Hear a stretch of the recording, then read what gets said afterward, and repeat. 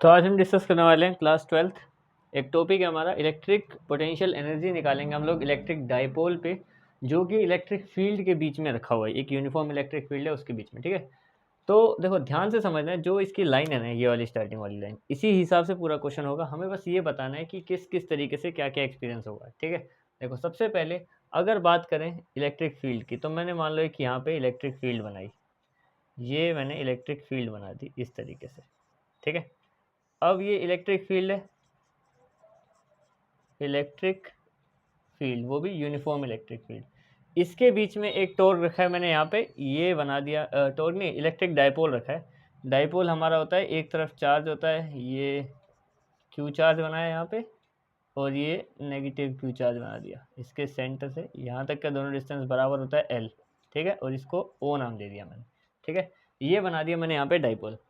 अब हमें यहाँ पे इतना पता है कि जब डाइपोल एक इलेक्ट्रिक फील्ड के बीच में रखा जाता है तो वो टॉर्क को एक्सपीरियंस करता है, ठीक है। तो एक एक करके स्टेप बाय स्टेप हम वो सारी चीज़ें समझते भी चलेंगे। तो देखो सबसे पहले यहाँ पे इस फील्ड के साथ ना, यहाँ पे इस एल को मैं मिटा रहा हूँ, यहाँ पे लेंथ को, यहाँ पे कोई ना कोई थीटा होगा, ये θ1 मान लेते हैं इसको, ठीक है। अब हमने यहाँ पे क्या किया, इसको और ज़्यादा मतलब टॉर्क का मतलब क्या है, जब इसको घुमाएंगे, क्योंकि ये तो फील्ड के हिसाब से ऐसे घूम जाएगा, गोल हो जाएगा, ठीक है। तो यहाँ पे क्या होगा, दूसरे स्टेप में मैं इसको खुद ही अपने तरीके से पीछे करूँगा। ये एक और इलेक्ट्रिक फील्ड बनाई यहाँ पे डाइपोल रखा दोनों चार्ज के साथ। हाँ, इस बार ऐसे नहीं आएगा, एक काम करते हैं, दोबारा बनाते हैं इसको।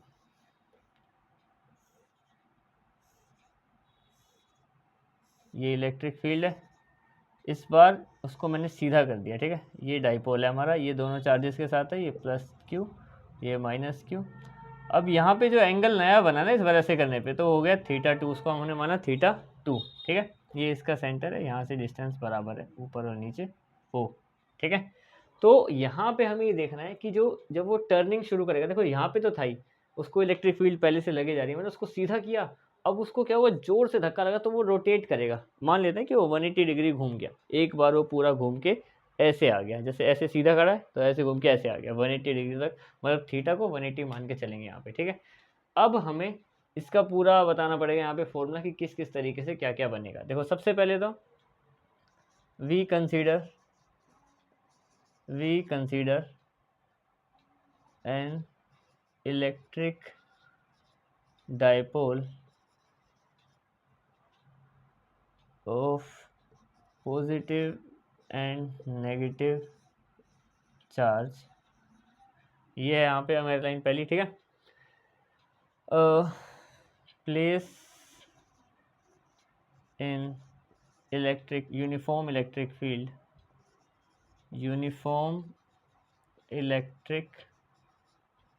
Field experience torque. देखो हमें इतना पता है कि जब भी हम किसी एक डाइपोल को इलेक्ट्रिक फील्ड में रखते हैं तो वो टॉर्क को एक्सपीरियंस करता है, यानी इसमें रोटेशन शुरू हो जाती है, ठीक है। तो ये यहाँ पे अभी तक मैंने जितना तुम्हें बताया बेसिक कि यहाँ पे इन दोनों को रखने की वजह से उसको टॉर्क महसूस हुआ और उसने टर्न लेना शुरू किया। जैसे मैंने उसको पीछे किया ना, अब वो पूरा घूम जाएगा कि ज़्यादा उसको तेज इलेक्ट्रिक फील्ड यहाँ से लगेगी, ठीक है। तो ऐसे सिचुएशन में अब हमें देखो क्या क्या पहले यहाँ पे गिवन है। देखो सबसे पहले टॉर्क की जो वैल्यू है वो क्या होती है, P क्रॉस E, ये होती है यहाँ पे।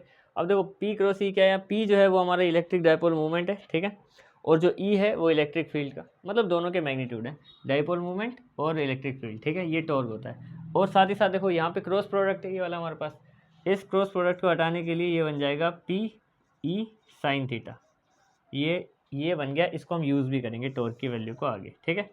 ये तो हमें गिवन ही है, अभी तो हमने करा भी है कई बार, ठीक है, टॉर्क का।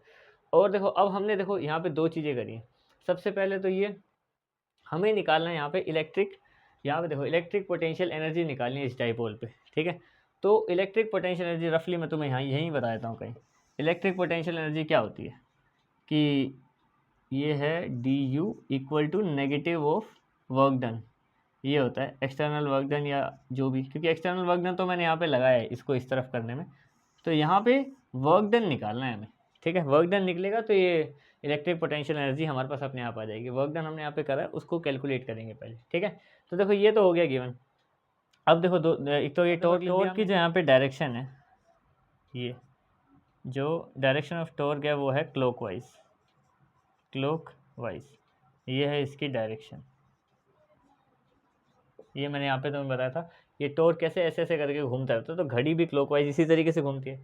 दूसरी अगर हम बात करेंगे ना यहाँ पे टॉर्क के अलावा, तो जो हमने इसको एक्सटर्नल रोटेशन दी है, जो हमारी रोटेशन है, रोटेशन वो कैसी है, वो है एंटी क्लॉकवाइज, एंटी क्लॉकवाइज। ये हमने दिया यहाँ पे इसको, ये आ गया एंटी क्लॉकवाइज, ठीक है। 180 डिग्री वो तो हमारा वो पता है, घूमने के बाद उतना ही आएगा, ठीक है।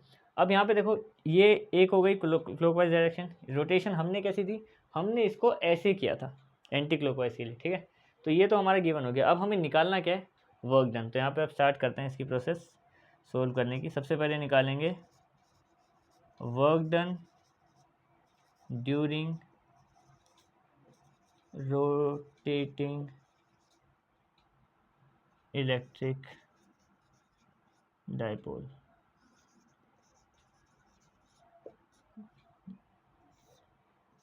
ड्यूरिंग की जगह ऑन आएगा, work done on rotating dipole.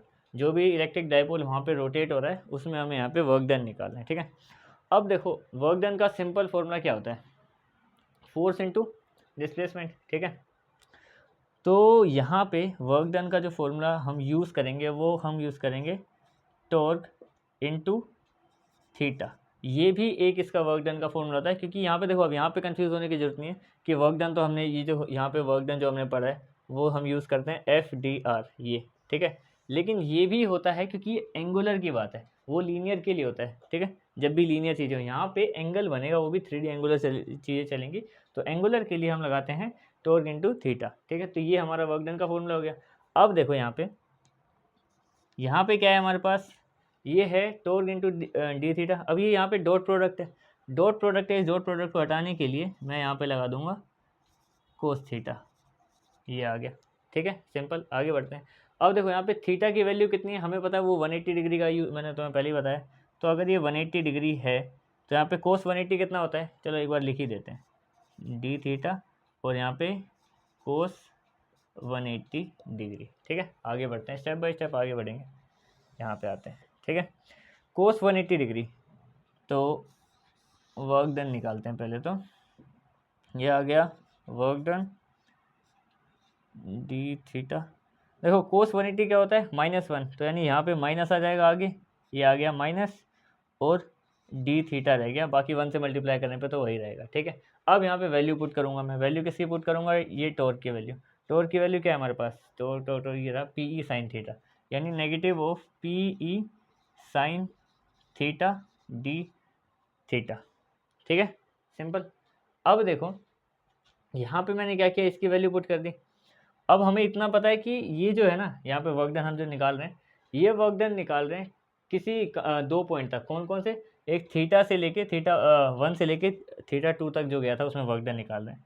तो यहाँ पे हम लोग लगा देंगे इंटीग्रेशन ऑफ थीटा 1 से थीटा 2 तक, ये आ गया हमारे पास negative PE sine theta d theta, ठीक है।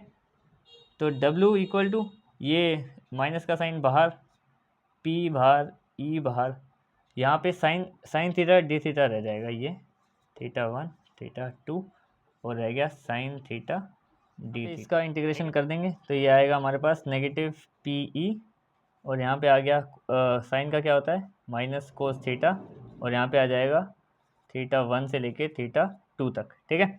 अब देखो यहाँ पे ये माइनस है, इसको हम लोग करेंगे तो ये आ जाएगा cos theta 2 minus cos theta 1, और यहाँ पे माइनस होने की वजह से इस माइनस को पहले अगर हम बाहर ले लेंगे तो ये आ जाएगा हमारे पास प्लस PE, और अंदर रह जाएगा cos theta minus cos theta 2 minus cos theta 1, ये आ गया हमारे पास यहाँ पे, ठीक है। ये इसका मतलब एक तरीके से वर्क डन आ गया हमारे पास। अब वर्क डन निकल चुका है, वर्क डन आ गया है, तो हमें यहाँ पे पोटेंशियल एनर्जी निकालनी है, इलेक्ट्रिक पोटेंशियल एनर्जी, तो इसको पुट कर देते हैं। तो हम क्या करेंगे यहाँ पे, इसको इक्वेशन मान लें, तो वैसे हमने इसको इक्वेशन तो बनाया नहीं है, तो डायरेक्ट ही कर देते हैं। तो जो DU है हमारी, या फिर इसको U ही लिख देते हैं सीधा, जो एनर्जी है हमारी, ठीक है, ये कितनी आ जाएगी, नेगेटिव ऑफ वर्क डन, जो एक्सटर्नल वर्क डन हमने लगाया, अब ये वर्क डन कितना है हमारा, ये आया है PE cos theta 2 minus cos theta 1। अब देखो यहाँ पे क्या है, नेगेटिव है ना, अच्छा यहाँ से इस ये वाले नेगेटिव से इसके आगे भी एक नेगेटिव निशान लग जाएगा, यानी कि ये इसका एक तरीके से इलेक्ट्रिक पोटेंशियल एनर्जी का फॉर्मूला बन चुका है यहाँ पे, ठीक है। लेकिन एनसीईआरटी ने क्या किया, इसको थोड़ा सा सिंप्लीफाई कर रखा है। यहाँ पे क्या किया है, अगर हम एज्यूम कर लें कि एज्यूम दैट कि जो हमारे पास यहाँ पे क्या है, देखो ये क्या है, जो ये थीटा 1 है, या फिर इसी की बात करें जो हम डी यू की यहाँ पे बात करते हैं, ठीक है, डी यू ही लगा देता हूँ मैं यहाँ पे, डी यू जो हम यहाँ पे लिखा होता है, ठीक है। एज्यूम कर देते हैं कि जो u1 है वो 0 है, और साथ ही साथ एंड यहाँ पे जो कोस थीटा 1 है ना, इसका एंगल जो है, थीटा का एंगल जो है वो है 90 डिग्री, ठीक है। तो इससे मतलब बस बेहतर फॉर्मूला बनाएंगे और कुछ नहीं करेंगे, बस एज्यूम कर लेते हैं कि अगर ये वाला हो तो, ठीक है। तो डी यू क्या होगा, u2 माइनस u1, ठीक है, इक्वल टू ये कितना हो जाएगा फिर माइनस PE, और साथ ही साथ यहाँ पे आ जाएगा कोस थीटा 2 और माइनस ये जो, अगर इसको मैं 90 रखूँगा तो 90 करके यहाँ पे 0 आ जाएगा। तो इससे क्या होगा, u1 ये 0 है तो u2 ही बचा सिर्फ, और यहाँ पे PE सिर्फ यहाँ पे बचा कोस थीटा 2, ठीक है, जिसको और सिंप्लीफाई करके हम डायरेक्ट मतलब जो मेन फॉर्मूला बनाएंगे वो होगा माइनस PE और यहाँ पे कोस थीटा, ठीक है। ये हमारे पास इसका फॉर्मूला तैयार हो गया। अब अगर ये एक और अगला स्टेप भी देखना है तो इसमें हम ये कर सकते हैं ज़्यादा कि यू यहाँ पे कोस थीटा है तो सिर्फ डॉट प्रोडक्ट लगा दो इन दोनों के बीच में, ये डॉट लगा दिया तो वो कोस थीटा लिखने की भी जरूरत यहाँ पे नहीं पड़ेगी, ठीक है। तो यहाँ पे हमारा जो ये जो लास्ट में आया ना हमारे पास आंसर, ये है इलेक्ट्रिक पोटेंशियल एनर्जी अगर एक डाइपोल किसी भी यूनिफॉर्म इलेक्ट्रिक फील्ड में रखा हो तो हमारे पास ये इसका आंसर आएगा, ठीक है। अब अगर इसकी बात करें तो इसमें भी कंडीशन बनेगी कि किस किस टाइप से कब कब टॉर्क मैक्सिमम होगा, तो कब कब किस किस एंगल पे क्या क्या होगा वो देख लेते हैं एक बार, ठीक है। तो कुछ एंगल यहाँ पे ये कुछ मिटा देता हूँ मैं जिससे तुम्हें बाकी समझ में आ जाए।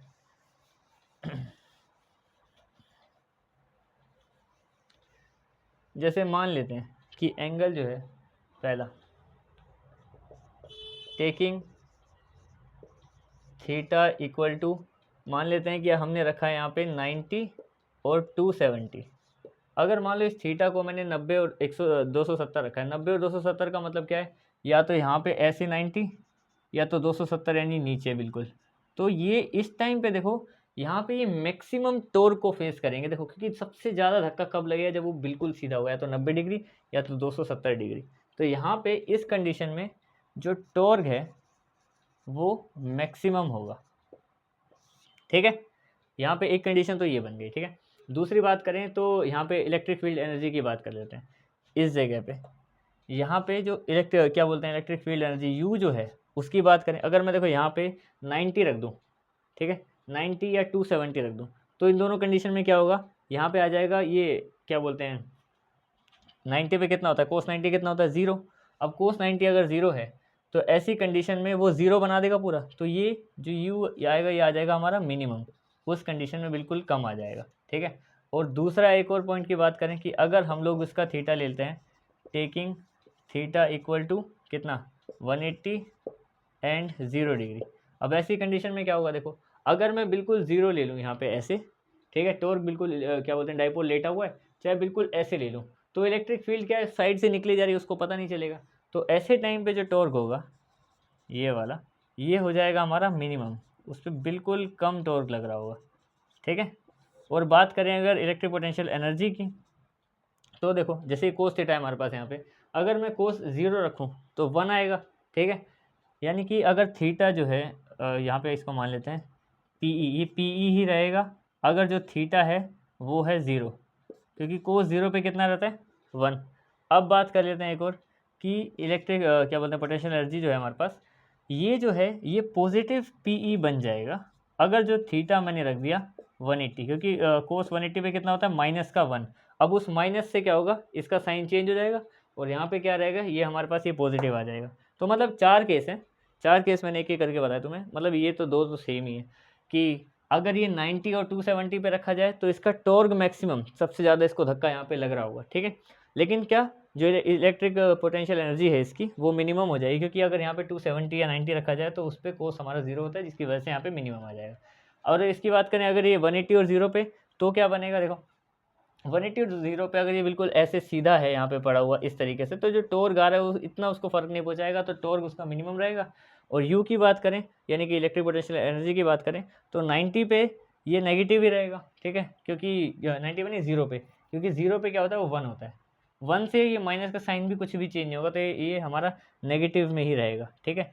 और अगर इसकी बात करें 180 में क्या होता है, -1, -1 की वजह से क्या होगा, ये जो नेगेटिव है वो भी पॉजिटिव हो जाएगा। मतलब बस इतना सही कॉन्सेप्ट है इसका। तो ये तुम्हारा electric potential energy of electric dipole in a uniform electric field, ये हमारा टॉपिक कंप्लीट हो गया।